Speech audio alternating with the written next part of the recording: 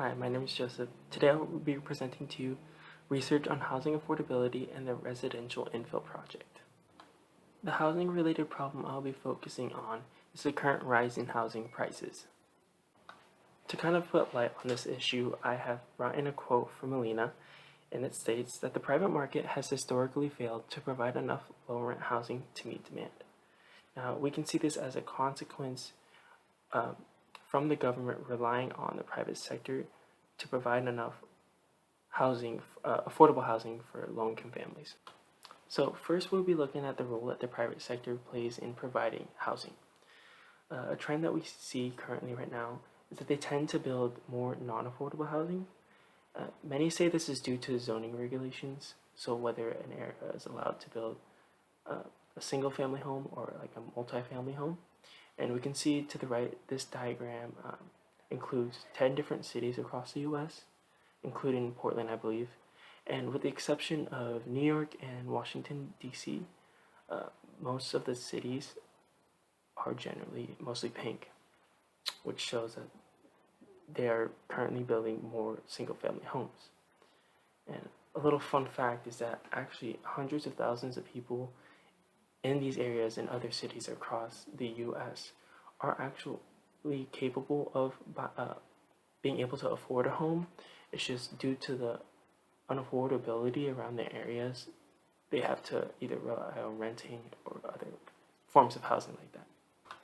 A past solution that the private sector has implemented due to zoning policies is mobile and manufactured homes.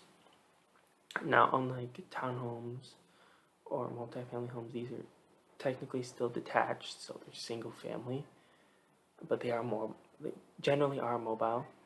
Now, compared to a regular single family home, these are more to finance in terms of percentage of what you're going to actually end up paying, and it is a bad investment. Generally, these depreciate in value, whereas single family homes appreciate in value, which is why they're seen as a good investment. And this current solution that they've brought up, I think, is not a valid solution, because if you're buying a home, if everyone else is going to be able to participate in that investment side of buying a home, why can't low-income families, have that same, cut of the pie? The broader issue that housing prices expand into are housing affordability. Another quote from Melina that speaks about housing affordability is that the gap between income and housing prices has been rising steadily for decades. Now, when we read over this chapter in class, we talked about that continuous gap that keeps increasing between what the current housing prices are and then the either slowly increasing or stagnant wages that Americans have been receiving. Now we will look at statistics based around housing affordability. Before we look at these statistics, we need to know what rent burden is. Rent burden is spending more than 30% of household income on rent. From this, research has shown that 85% of poor households spend more than 30% of their income on housing. So there's 85% of poor households that are currently rent burdened, and nearly 7 in 10 spent more than 50% of their budget on housing. To the right is a graph showing the difference between rent costs and median household income. The increasing line on the top is rent costs, and then this more stagnant / decreasing line, I guess you can say, over the past couple of years is the median household income. And as you can see, rent keeps getting higher and higher, and the total household income is not following that same trend. It's actually staying stagnant or decreasing. And from this research, they have found that there's only 39 affordable units for every 100 low-income renters. Now, the goal should be 100 affordable units for 100 low-income renters, and that hopefully will make the graph, more unison. A current solution that the government is using is Section 8 housing vouchers. Now, with these vouchers, tenants pay about 30% of their monthly income on rent. The flaw with these vouchers, however, is revolved around the whole idea of reactive moves. Usually, these tenants don't have enough time to find a new home when they are either evicted or moving out. And with the scarce amount of affordable housing in the market, trying to find a home where the rent is only 30% of your income is super hard. And if they do find one, it generally does not fit their needs. With this issue of housing affordability, we'll be focusing more so in Portland, Oregon now. Now, a recent policy that has been passed, I believe, August of this year is the Residential Infill Project, which focuses on low-density zoning reform. What change will this Residential Infill Project bring to Portland, Oregon? The main goal of this policy is to alleviate inflation of housing prices and to provide reliable, affordable housing to the new growing population in Portland. If you didn't know, there's a new trend that everyone wants to move to Portland. So in the future, they expect a substantial amount of more people to be living there. This project will hopefully provide enough housing for the newcomers and also the lower income families that currently live in that area. What this policy brings to the table is it allows up to 4 homes on almost any residential lot, and then it also allows 4 to 6 homes on any lot if at least half of them are available to low-income families.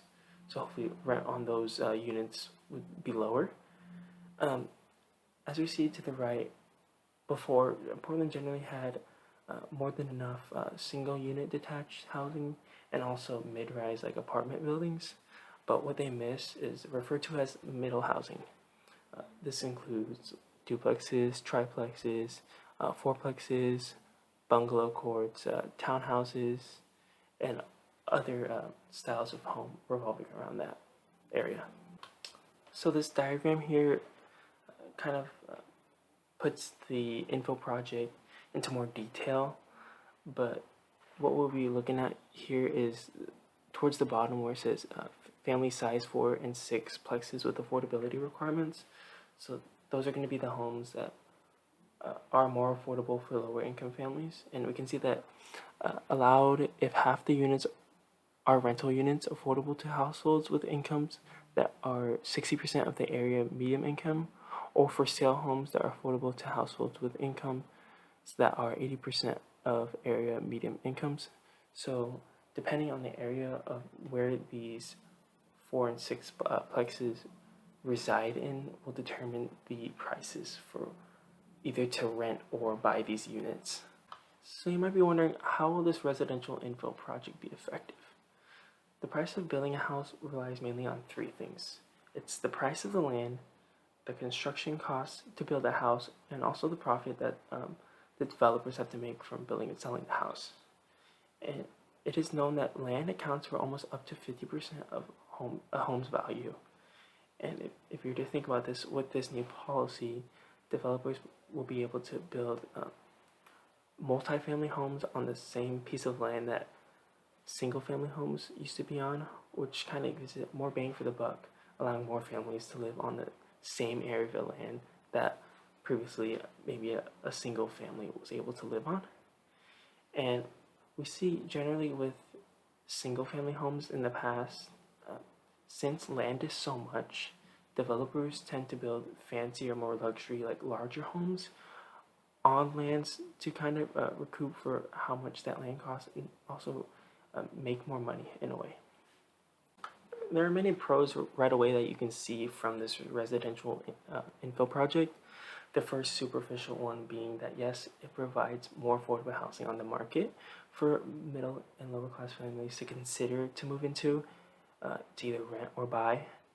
But another one, another pro that comes from this is to deal with suburban sprawl, in that it allows lower income households to live closer to the city and kind of have that urban lifestyle where you're less car reliant. You can walk to your job, walk to the grocery stores, and all the other benefits from living closer to the city. One of my hobbies, I guess, is to look at different realtor sites like realtor.com or Zillow and see like the new houses on the market. And I just did a quick search just to look up the current townhomes for sale, and you can see compared to what a regular house would cost to in that area, there are many townhomes that are more affordable, close to downtown Portland, and then also in the suburbs of Portland, which can be like Hillsborough or Beaverton. And with this project, hopefully it works to provide more of these options at an even more affordable price. I know right now the price tag is around like 400,000, and then in the suburbs around 300,000. But that's generally where the housing market is right now. And so hopefully with the new addition of even more of these, it will bring the price down. Now finally, the cons that this residential infill project brings. The first one being an increase in residential segregation. According to the racial dot map, the current segregation in Portland is actually not too bad. It's well integrated, even though there's more white households. It is not like as segregated compared to other cities. But if they treat this like previous public housing projects and try to mass produce it all in one area, that's where the problem will be. So in order to avoid this side effect, I guess, they would have to integrate it into current neighborhoods right now or into future developments.